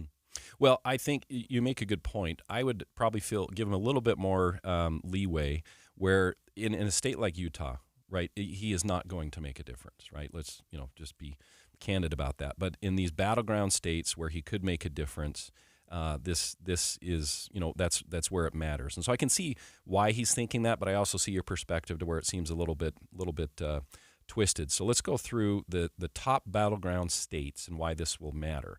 So on Real Clear Politics, they have a good battlegrounds page where they go through the states that really matter. Of course, we all matter, but let's, Yeah, we don't. The ones that, so they list Wisconsin, Arizona, Georgia, Michigan, Pennsylvania, North Carolina, and Nevada. And those are the states you hear most about. And they track, and they do a great job of this, of tracking whatever polls come out in those states, right? Because I'm sorry, a national poll means absolutely, well, it really means nothing, because with the Electoral College, There's no national election. There's no national election, Right. thank goodness. And so what matters is in these states. Now, even after all what's happened over the last 35 days with a new candidate on the Democrat side, not being asked any substantive questions and just sort of just running a high-level campaign and then now having the convention, as it stands now, Trump is barely up in these states by 0.1, 0.2, 1.4 to about 1. And then Harris in 2 states is up in Wisconsin and Michigan by 1 or 2. Basically, this is dead even, right, in these battleground states. Everything's within the margin of error. Margin of error, Yep. exactly. I'm glad you brought that up. I forgot to mention that. So if RFK was garnering even just 3 to 4%, maybe it was a lot higher, but 3 to 4%, well, that's the difference, right? That is about that margin of error, or that could push either one of these candidates over. So the question that everybody will sort of wring their hands about for the next few days, and maybe it'll blow over, maybe it won't, but I hope it doesn't, is where do his voters go? Right. And I think that's a really good question. And you and I were talking about this off the air, and I was saying maybe it would have been better for former President Trump if RFK Jr. had done this later. Because I do feel like, man, it's fast, but there's still a lot of time. Yeah. Like there's still a lot of days in this election. And this gives time for narratives about what he's doing, why he's doing it to get out. Does that make sense? Which maybe helps or hurts Trump. Anyway, and I always feel like if you're going to do a big shock like this, you're supposed to do it as late as possible in the campaign. Your point was well taken that actually campaign timing is so different now because ballots get sent out and we've got, right? So maybe I'm wrong and this is the new October. Maybe August is the new October. But a little bit I just, another thing he talks about today, he wasn't terminating his campaign. If there were a tie, I could conceivably still end up in the White House in a contingent election. So you just tell me. You'll have to explain that one to everyone, so including me. I guess if he picks up some kind of random electoral vote somewhere, into the House it goes if there's a tie. Oh, you're right. Right? Then he gets chosen. Yeah. But you just talked to me about if you are Donald Trump, like this kind of message, are you happy about it? Or are you basically like, dude, could you just say you want me? And could you stop saying you might win in a contingent election? Well, I think it feels really muddy. Yeah, I think so. But I think he can run with the basic theme, which will be the headline of RFK endorses Trump, right? And you continue to run with that. And I actually listened to, before we got on the air, some of what RFK was saying. He was pretty sharp, meaning he was making some pretty sharp points at the DNC, at Democrats, what they had done to him. And you can see reasons as to why he would not only endorse Trump because of policy, as he mentioned, but political reasons or just personal reasons of, look what you guys did to me. You sued to keep me off the ballot. Yeah, and this happens, as you mentioned, throughout history on both sides of the aisle. But they did everything they could to keep him off, and he holds maybe some of that resentment. But now there's time for him, if he chooses, we'll see if it happens, to go out and help Trump in a battleground state. Who knows what's going to happen? He could literally just kind of fade off into the sunset. But I don't think he'll do that. But at this point, I think it's a definite advantage for Donald Trump, and I would not be surprised to see him try to take advantage of it. All right, so let me just, where you just landed, right? So RFK Jr. claims that his former party, the Democrats, and that of his father, which is Bobby Kennedy Jr., or Bobby Kennedy, excuse me, who was shot and killed in 1968 in a nominating cycle, has become the party of war, censorship, corruption, big pharma, big tech, big ag, and big money. That's a quote that I'm reading, so I don't know if he said big tech twice or if that was a misquote in the quote. And I just a little bit, man, people take these nominating cycles really personally, Rusty, right? And then they just attack when things don't go their way. Yeah. No, I think there's time for, you mentioned timing as well.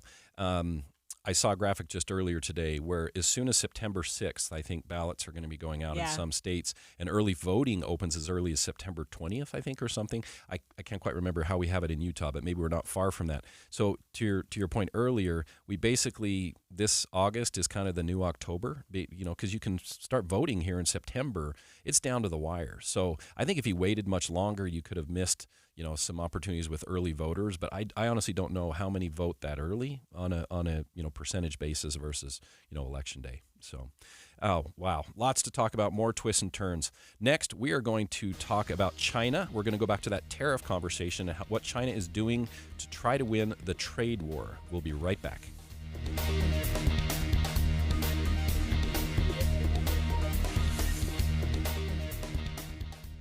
The Cougars are back in the business of rivalry. We have TCU and Baylor, but at the top is Utah and BYU. The big time in the Big 12 just got bigger. The Cougars win it! The Cougars win it! And here come the fans! 8 days to the season kickoff. BYU, Southern Illinois. Listen to Cougar Tracks for updates each day. 7:55 in the morning and 5:55 in the afternoon on Utah's legacy home of the Cougars. KSL News Radio. Looking for a beautiful and functional upgrade to your home? 3 Day Blinds has you covered. At 3 Day Blinds, our free in-home design consultation makes it easy. A 3 Day Blinds design expert will help you find the window treatment solution that works best for your home's needs and style. We bring the showroom to you with loads of samples, giving you an idea of how different fabrics look in your home. Your designer also provides expert measurements and helps coordinate installation. Book your free in-home consultation by visiting 3dayblinds.com. Take control of your window treatments with Motorized by 3 Day Blinds. Whether you're at home or on vacation, you can operate your window treatments with the touch of a button using the 3 Day Blinds app. 3 Day Blinds has specialized in window treatments for more than 40 years, and it's the name people trust. At 3 Day Blinds, we have stylish and functional window treatments for any occasion. For your free custom same-day quote, schedule your free in-home design consultation now at 3dayblinds.com. That's 3dayblinds.com. Many people worry they're not making the right investment choices inside their 401ks. Did you know that you might have a little-known opportunity to add some additional investment choices to your 401k and get the help and recommendations you've been looking for? This exciting feature is called a self-directed brokerage window. And the best part? The money still stays within your 401k. Learn how the trusted advisors at Capital Wealth may be able to expand your investment portfolio. To learn more, call or text the word VISIT to 801-877-9800 or go to CapitalWealth401k.com. Improving your 401k might mean the difference of retiring a few years earlier. Let's find out. Schedule your no-cost 15-minute consultation with the Capital Wealth team today. Call or text the word VISIT to 801-877-9800 or go to CapitalWealth401k.com. Advisory services offered through Capital Wealth Advisors, LLC, a state of Utah registered investment advisor. When might you be buzzed? When you suddenly love everything. You guys, I love this song. I love these nachos. I love our kickball league. Ugh! I love this guy. What's your name? You know what I'd love? A ride when it's time to head out. If you see a buzzed warning sign, call for a ride when it's time to go home. Buzz driving is drunk driving. A message from NHTSA and the Ad Council. I love your car. Is this real leather? Presenting Again Flings love story. Dear love of my life, we were on the 12B bus this morning when I caught a whiff. A scent so fresh, so life-changing, I had to find its source. Alas, I didn't know if you were the woman in the pink freshly washed cardigan or the retired mailman next to me, but I knew one of you was my soulmate. Ah, the scent of Gain Flings. Try Gain Flings with OxyBoost and Febreze. Jeff Kaplan. I'm energized by breaking news. First of all, because it's right now, and second of all, because in many cases the audience needs to know. There's no more important service that we can provide, and I find it critically important to get more details to the audience as quickly as possible. There's nothing more energizing than that for me. Not at all. The most important thing we do is breaking news. I am gratified that so many people listen to me every afternoon on KSL, but what they don't know is that there are so many people behind the scenes making it happen, checking on the traffic, answering the phones, making the calls, talking to the newsmakers. They're out in the street, into the field to get the raw information, and then putting it all together so that I can sit in front of a microphone and be a source of information every afternoon. But there are so many people who make it happen. That's what you don't know. Ride Home with Jeff Kaplan, weekdays 3 to 7 on KSL News Radio. COVID-19, brought to you by CDC and the Ad Council. Managing today's uncertainty can be overwhelming. We crave security, and it's uncomfortable when we sense a lack of control over our lives. Develop a routine for a more balanced lifestyle with healthy habits and fun. Focus on what you can control, even if it's little things, like a before-bedtime ritual. Find more self-care and coping tips at coping-19.org. Boyd Matheson divides rage from reason on Inside Sources.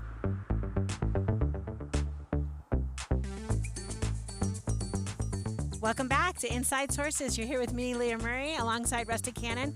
A little bit rusty. I just was grooving to this music. I was going to say I'm distracted by this music. Totally distracted I wasn't by expecting this music. All right, so I love talking about all things political, and I also love chatting about economics, and definitely when they hit together. Does that make sense? And Yes. especially with you, Rusty, because you're my tax friend, right? So when we talk about this stuff. The one. Yeah, you're the one tax friend that I have. There's only one spot on that bingo card, and you got it. Oh, thank you. Yeah. All right, so let's have a conversation about China. And, what's interesting here is we talked earlier in the show about tariffs and, Donald Trump being very aggressive with tariffs on China, Joe Biden not backing off from that. We have lots of feelings in this country about China, like TikTok. So we talk about China a lot. I want to kind of get into it as it pertains to the trade war. So China, it's not about tariffs, right, Rusty? What they are doing is manufacturing. I love the way the article talks about it. Aggressive manufacturing strategy. So what they are doing, from solar panels to steel, they are overproducing. Can you explain to all of us what that might mean? Yeah, so when we talked about tariffs earlier, we said, well, why would you do them? And I said, one of the other sides of the coin is, in a case like this, where maybe they might be needed, is when you flood a market. That's what China is seeking to do. And then we'll go into how they can pull this off, and it's because it's China and how they're governed, which we'll get into. So as an example, a Massachusetts startup, they're called Cubic PV, they bet on silicon wafers. And so it's a high-tech component in solar panels, and based on some legislation passed, I don't know if it was the IRA here or one of the other boosts that we did through COVID, wanted to open a $1.4 billion wafer plant in Texas. So since then, China has nearly doubled its output of silicon wafers. So they flooded the market because they can do that. And we'll go into how. So, but pause. What does it mean economically to flood the market? Like, what China's doing around silicon wafers, which, by the way, I didn't even know was a thing until we started talking about it right here, that would affect this company trying to do this work in Texas? So let's use widgets as an example. If China puts out 100 widgets normally, they basically say, you know what, we're going to put out 1,000. And all of a sudden you have access to 1,000. So what happens, as in this case, is it pushed down the prices of these wafers globally by 70%. Right. So real quick, because prices, if you haven't taken an economics class recently, are very, they respond to supply and demand, exactly. Right? So if it is the case that I overproduce, I basically saturate the market, I make supply ubiquitous. I don't know if that's the right word, but just everything is available. So the demand is overmet. Correct. So I can now charge. Instead of selling those wafers for $1, with this math, you can now sell them for 30 cents. Right. So guess what happens to your $1.4 billion wafer plant? It closes. So that's exactly what's happening in that case. That's one example. And then we have some other ones that go through some other types of products, but we'll just keep talking about widgets. And then the question is, well, how can China do this? Well, it's run by President Xi, and so it's called a dictatorship. A dictatorship. The reason they can do it is because he told them to. And they just go ahead and pump tons of liquidity into their economy, print that money, and just say, put your foot on that gas pedal, go, go, go, and increase that supply. And so then you get to the question of U.S. workers. So let's say you're working at that plant in Texas, and they're going to close you down. It is no surprise that a message from someone like Donald Trump talking about tariffs and going after China resonates with them, because you just lost your job because of China dumping the market, and you're out of work. And you're now, you're hooped, right? And so that's where these politics come into play, and why it works politically, even though sometimes economically it doesn't.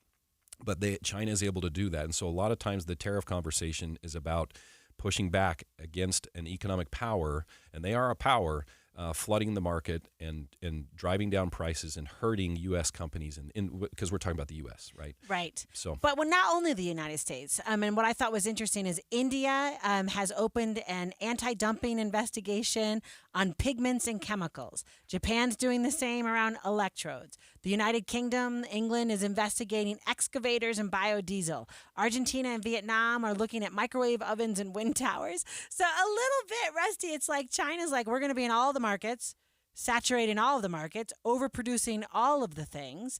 And so it's not just us that are responding. One would think at some point that global like not acting as in good faith. Does that make sense? Like that global misbehavior, if you will, in the schoolyard probably should start presenting not just whether Trump's got tariffs, but if everybody is shutting down what they're doing, that's got to not be good, right? Like, so what? Yeah. Yeah, it's tough. I mean, so the other things that China has been doing, they've been adding capacity in all kinds of, different industries. We were talking about wafers, and I use the example of widgets, but it's real. They're, they typically have the capacity to produce 40 million vehicles a year. It only sells about 22 million at home, so they're exporting all of those. It's on track to make around 750 gigawatts of solar cells this year. They only need 220 domestically, so they're going to push all that out into the market. And it's expected they'll account for 80% of the world's new supply this year in basic chemicals, ethylene, propylene, types of things that you just make plastics like toys and cosmetics and all. And this is, they can do this because of their government structure. They really don't care about the economic consequences. They have a dwindling population, and we can talk about this, how their population pyramid is now upside down. You can make an argument that they're in a death spiral, but they are just going to continue to push this out because it's a dictatorship. He tells them to do it, and they do it, and we suffer the consequences. Yeah, I mean, it's interesting. According to the article we're reading, we are actually one of the least affected thanks to the high tariffs that Trump put in and then Biden kept, right? That shielded us a little bit. But if we want to be manufacturing like crazy, we need to be the only ones, or not the only ones.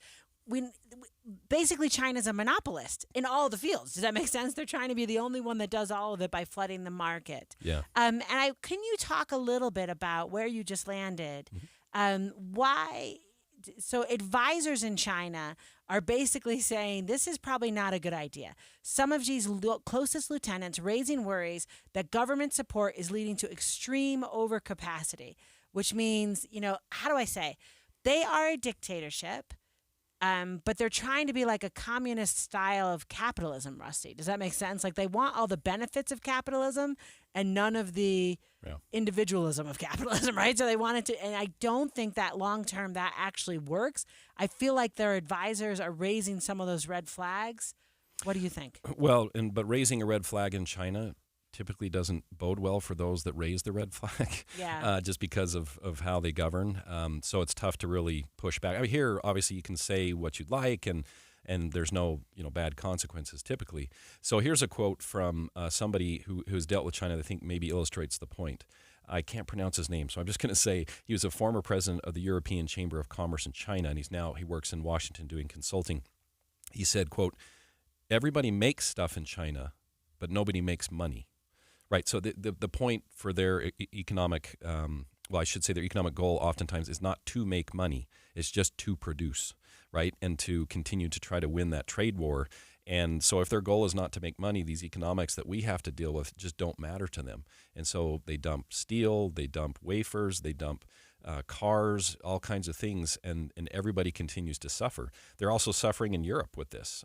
There's a lot of data in the article as well about European automakers have to, cut jobs as more of these Chinese EVs arrive, all kinds of consequences all over the world. Yeah, and a little bit, I read this as China flailing, right? So sometimes I think of China and they're like the big economic powerhouse. Does that make sense? But it seems to me if you are doing this in markets, that is not a sign of strength. To me, it reads like weakness. Yeah, exactly. So the question is how do we get out of this battle? This article today, I was rather enlightening. I didn't know that China was being this aggressive again. It's not good news. Yeah, not it's good not news. Good news, right? Yeah, and so in this is why I'm hoping that the conversation in the presidential election gets back to policy, because whoever's president is going to have to deal with this. And if you're not sharp and on your game, China is going to eat our lunch. right? And so we have to get this right because it affects so many American jobs, so many American industries, and even industries here in Utah. We have a massive chip plant now by TI in Lehigh, used to be the Micron plant. They are absolutely affected by this exact issue. It will affect Utah jobs. All right, Rusty, let's stay international, if you will. After the break, we'll have a conversation about the aftermath of the Venezuela election.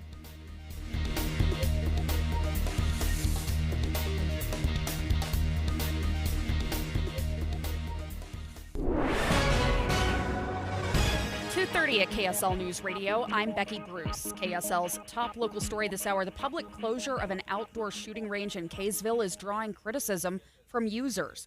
Wasatch Shooters Association Executive Officer Jeff Young says he's been overwhelmed by the emails. We've got like 700 or 800 people that, I've been trying to keep informed, and it's extremely tough to put all this type of information in an email to everybody. In a statement, Davis County says the range will reopen at some point, but they did not say when. The family of a 5-year-old boy who died in an accidental shooting this week says they are leaning on their faith in this difficult time. The 5-year-old accidentally shot himself in Santaquin yesterday. The family thanked the first responders and the community for their support and encouraged other families to prioritize the safety of all children. Our top national story this hour from ABC News: Robert F. Kennedy Jr. giving up his run for the presidency and backing Donald Trump. In suspending his campaign, Robert F. Kennedy Jr. says his views align more with Donald Trump's. Plus, Vice President Harris declined to meet or even to speak with me. Besides that, Kennedy argues the Democrats don't have a clear agenda. Who needs a policy when you have Trump to hate? Trump responded in Nevada. I want to thank Bobby. That was very nice. That was really very nice. Sources indicate Kennedy has been angling for a role in a future Trump administration. Stephen Portnoy, ABC News, Washington. Your money at this moment: the Dow ends the day up 462 points. Coming up, strong winds and a chance for storms. KSL weather is next. KSL News Time, 2:31.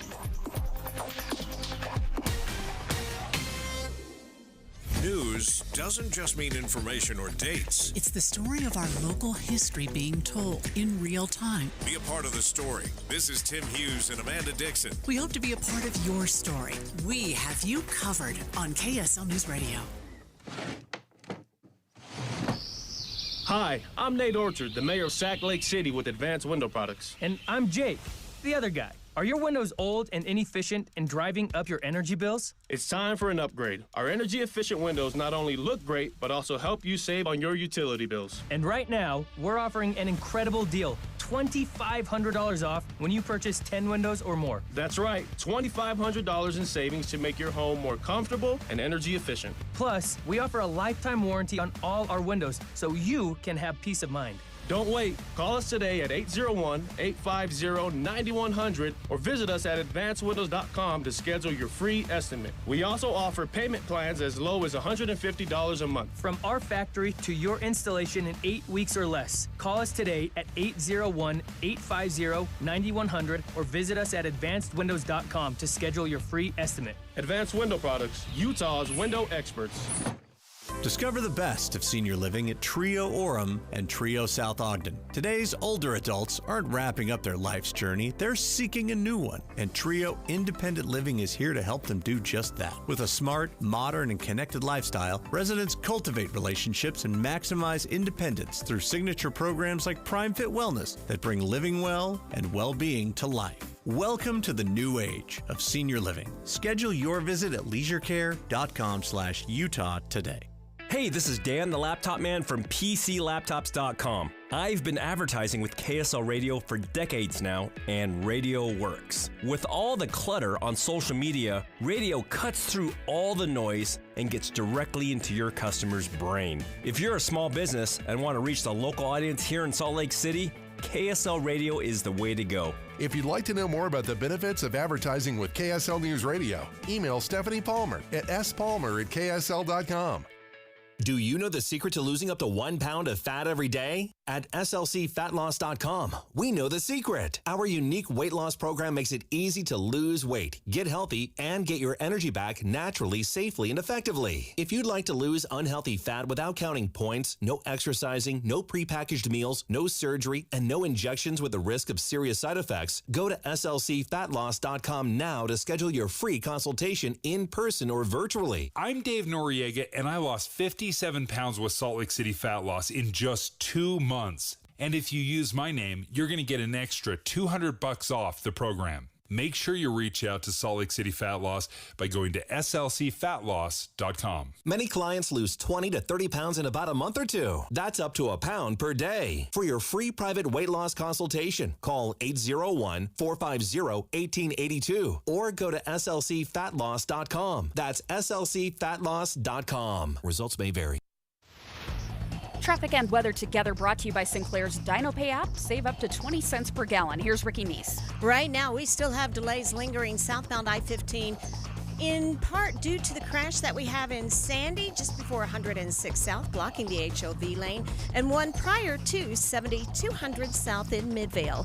Get triple reward points on your Rewards Visa card from Cyprus Credit Union when you spend on gas and travel from now through August. Learn more or apply today at cypruscu.com.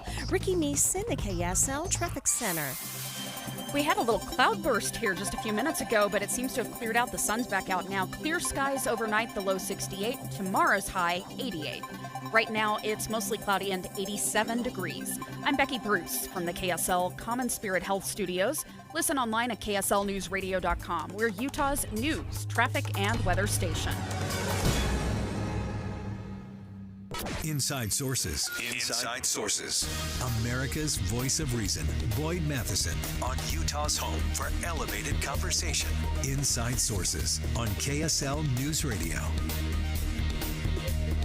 Welcome back to Inside Sources. I'm Rusty Cannon, and I'm co-hosting today with Leah Murray.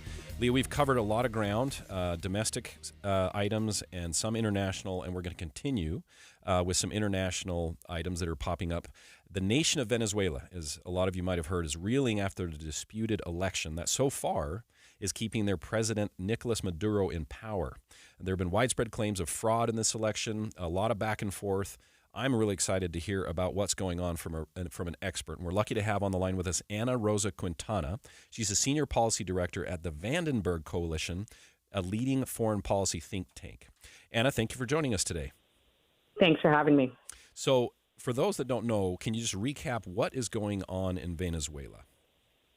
Sure. So a few weeks ago, the Venezuelan government held elections, and the Venezuelan opposition won. The candidate won decisively by like over 70 some odd percent. Of course, as dictators often do, they have denied the results. They've fabricated evidence as to their supposed victory when the evidence is quite clear and indisputable. And now they're claiming, and now the Venezuela's National Electoral Council has coronated the sitting president as president.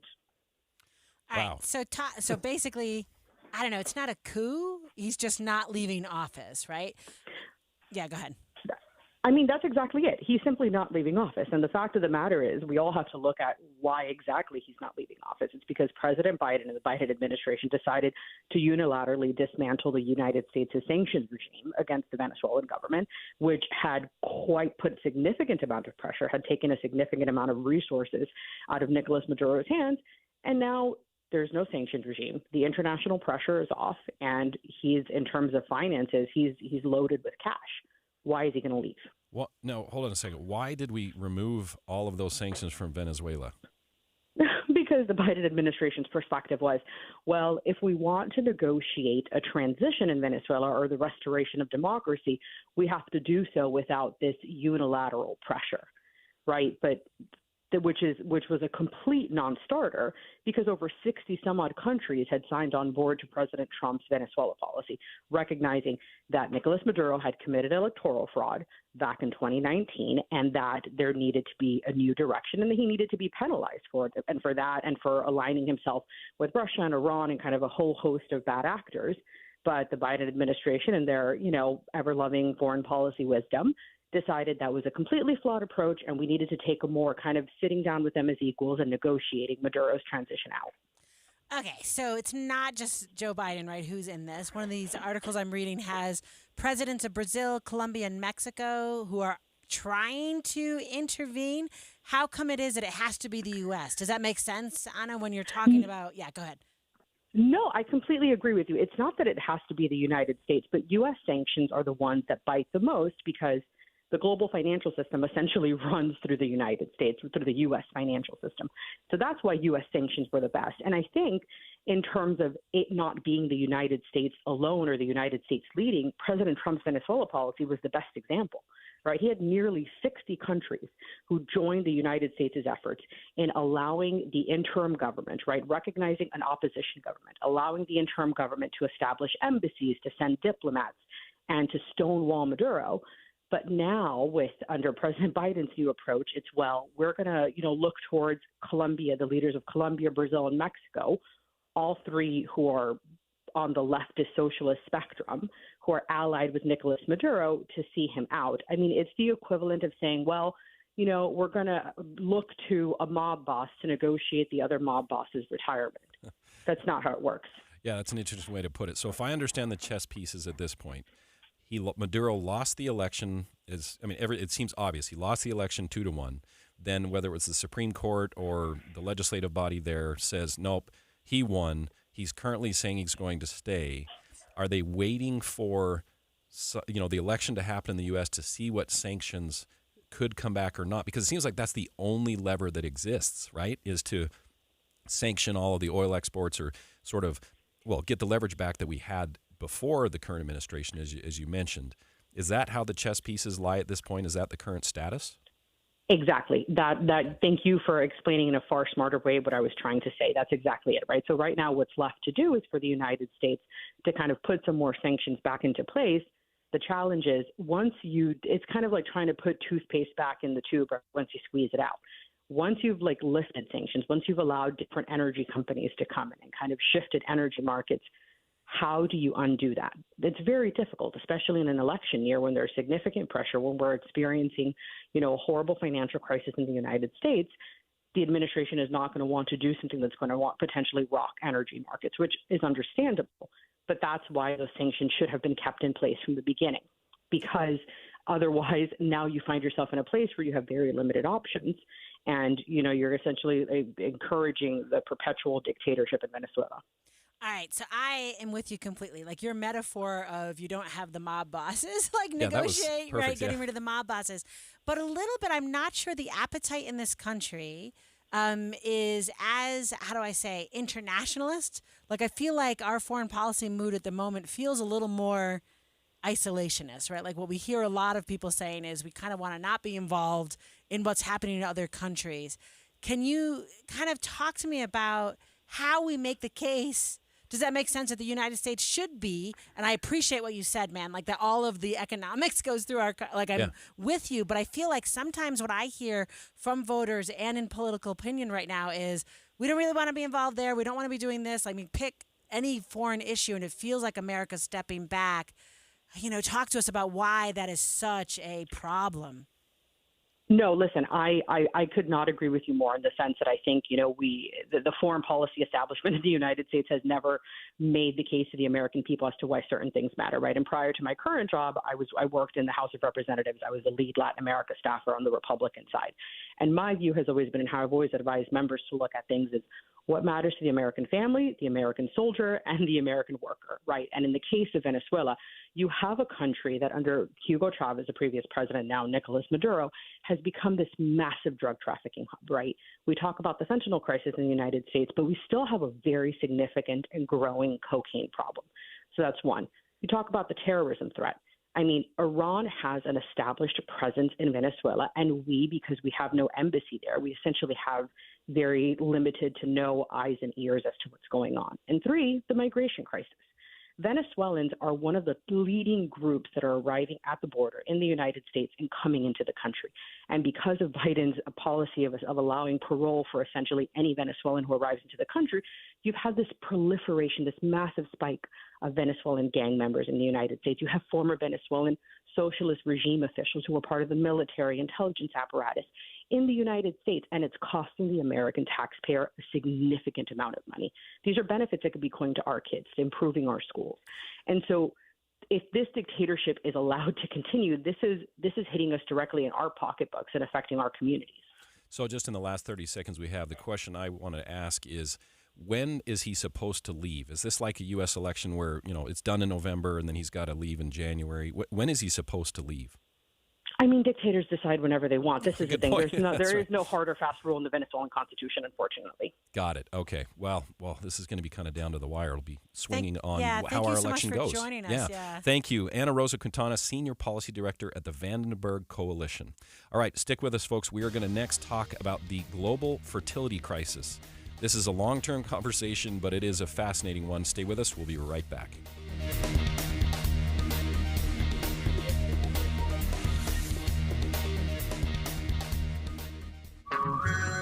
Hey everyone, it's Ted from Consumer Cellular, the guy in the orange sweater, and this is your wake-up call. If you're paying too much for wireless service, you don't have to keep having that nightmare. Consumer Cellular has the same fast, reliable coverage as the leading carriers for up to half the cost. So why keep spending more than you have to? Seriously, wake up and call 1-888-FREEDOM or visit consumercellular.com. Savings based on cost of Consumer Cellular single line 1, 5, and 10 gig data plans with unlimited talk and text compared to lowest cost single line postpaid unlimited talk, text, and data plans offered by T-Mobile and Verizon January 2024.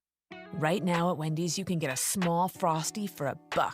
And literally everyone is going. The car behind you, going to get a $1 Frosty. The car ahead of you, already had one, going for a second. The person who cut you off earlier, you guessed it, $1 Frosty. Maybe it's all a sign for you to go get one. Just don't cut anyone off. No one likes that person. The iconic Frosty for $1, gotta be Wendy's. Limited time only at participating U.S. Wendy's. Not valid in a combo. Prices may be higher in Alaska, Hawaii, California, and via third-party delivery. Our children spend a lot of time going to school. They gain an education, social skills, leadership opportunities, and make friends, sometimes for a lifetime. But we also want them to be safe and protected while they're at school. National Weather Service has Our school administrators take their responsibility very seriously to plan and prepare for hazards and dangers. As parents, take the opportunity to become familiar with your school's emergency plans. Learn more about how school faculty and staff will respond, communicate with you, and reunite you with your children in an emergency. Look for ways that you can volunteer to help your child's class be better prepared, possibly by assembling mini disaster kits, and discuss emergency plans and protective actions with your children. Designate meeting places outside your home and outside your neighborhood. What should you prepare for? What can happen in our area? And what do you need to keep your family safe? Find out at the Utah Division of Emergency Management's Be Ready Schools program at beready.utah.gov. In a crisis, your number one need is food, because when things go sideways, it's always one of the first things to sell out. But if you wait to stock up, all you'll find at the grocery store are crowds of desperate people and empty shelves. That's why FEMA and the Red Cross say you need at least 72 hours of non-perishable food. But here's the good news. For Patriots, the trusted preparedness company is offering listeners of this station a special buy one, get two free deal on its best-selling 72-hour survival food kits. This new and improved kit has 20 servings of delicious food for breakfast, lunch, and dinner, all designed to last for 25 years. It sells for $29 and has been rated 4.4 stars by thousands of happy customers. But when you act quickly and buy one kit, you will get two more kits absolutely free. That's 3 kits for the price of one. $58 in free food. Go to freefood1.com. That's freefood1.com. This deal won't last. Go to freefood1.com now. Any Hour Services free furnace sale is going on right now. If you haven't scheduled your free estimate yet, what are you waiting for? Call Any Hour Services today or schedule online at anyhourservices.com. Victor deployed for the first time to Afghanistan in 2003. At 4 a.m, my phone rang. They said, "I regret to inform you that your husband was wounded in action." Victor sustained a moderate traumatic brain injury. I was doing school full-time, and I was also then caring for Victor. One of the most important elements of caregiving is taking care of yourself. I just didn't want to forget that I also had goals and that I also had a life. What I did is I challenged Victor to meet me halfway. There are almost 6 million military and veteran caregivers across the nation. We have our own journey, and we can fulfill that journey at the same time that we are helping our loved one. Visit aarp.org/caregiving for a free military veterans guide to navigate your caregiving journey and better care for your loved one and yourself. Brought to you by AARP and the Ad Council. Tim and Amanda. One of the big differences, I think, between reading a story online and hearing it from us, Tim, is that, you and I are allowed to share a reaction. We need to be able to say, what in the world were they thinking? So that people listening will know. We feel it too. When we read a story that sounds ridiculous, we're right with you. It sounds ridiculous. Well, we get caught up, I'm sure just like our listeners do sometimes, in death scrolling on social media. And fact-checking it on your own is tough. The great thing about tuning in every morning and starting your morning with us on KSL is you can count on the fact that when that information comes out of the radio in your direction, it comes from reliable sources. It's already been fact-checked. Right. And that's not always easy when you're getting it online. Finding who wrote it, when was it written, has it been updated with the current facts of the day that change sometimes minute to minute, not just day to day. Utah's Morning News between 5 and 9 on KSL News Radio. Get deeper insights on the news from inside sources. All right, welcome back to Inside Sources. Rusty Cannon, it has been a pleasure. It's been a fun day. We've covered a lot of ground. Yeah, wow, we have been so all over the map, figuratively and literally. Yes. So let's land our last segment on, let's just stay international. There is a global fertility crisis. So here's the thing I'm going to say to you, Rusty. I had 2 kids, and I always tell people I reproduced myself for Social Security. Right? My husband and I, I reproduced 2 workers so that when we were in Social Security, we can get paid for. Yeah. And you have talked about this a little bit, kind of not deep, but in a couple of other segments today, that actually around the world, not most of us are reproducing ourselves that way. No. It's so the magic number that you need to keep society growing at a slight rate to not shrink is 2.1 births per death. Okay. Right, that's the magic number you need. And the problem, and we'll get into the details here, is not only are we now starting to go down below that number globally, but there are places where we are far below that in certain countries. So can we just talk for a second? There's 8 billion people. I feel like it's possible having a few fewer billion people is maybe, I don't know, good for the planet. Does that make sense? Yeah. And maybe good for the resources that we have. Can you talk to me about why we should always be growing? What makes it a crisis to shrink? Yeah, so the problem is that, and the article talks about it, is that we are not only going to peak in about 30 years, but we will then start plummeting. And it's not just a small, shrinkage going on. It's going to be plummeting, as this article puts it. So here's the problem: is you have some areas where in the world where the birth rate is nowhere near the 2.1. So the most extreme example, you go to South Korea. The fertility rate there is 0.72. In 2015, it was 1.24. So in less than a decade, South Korea has gone from pretty low fertility rate to astonishingly low. This isn't unique to Asia. Turkey's fertility rate plummeted from 3.1 in 1990 to 1.5 in 2023. United Kingdom was 1.83 in 1990. It's now 1.49. Then in Latin America, Chile, Colombia, they had rates of 1.2 last year. Argentina, Brazil, 1.44. So as you go around the globe and you look at all these different countries, we are going to be plummeting in population at some point after 30 years from now. Right, but I'm just going to push you, and I apologize for Please. pushing back.